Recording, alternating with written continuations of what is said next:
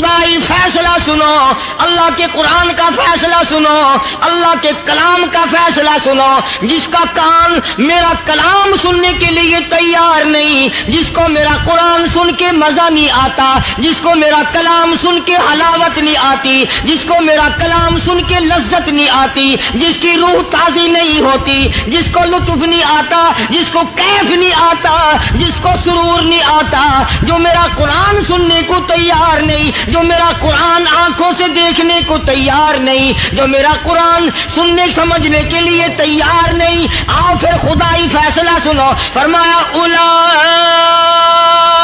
کالانعام، میرا فیصلہ نہیں، کسی پارٹی کا فیصلہ نہیں، کسی فرقے کا نہیں، کسی طبقے کا نہیں، کسی جماعت کا نہیں۔ فرمایا اولئک الانعام،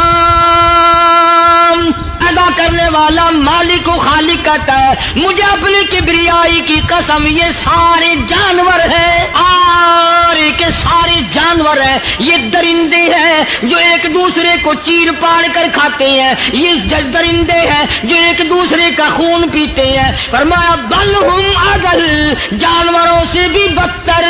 میرے بندو، میرا رمضان ہے، میرا قرآن ہے، یہ تمہارے لیے سفارشی بنیں گے۔ شہر رمضان الذی انزل فیہ القرآن ہدی للناس وبینات من الہدی والفرقان۔ اور میرے بندو، میں نے رمضان میں قرآن مجید کو نازل کیا، اس کو کلام الہی سے مشابہت ہو گئی۔ اب تیری زبان ہو، میرا کلام ہو، مہینہ رمضان ہو، ادھر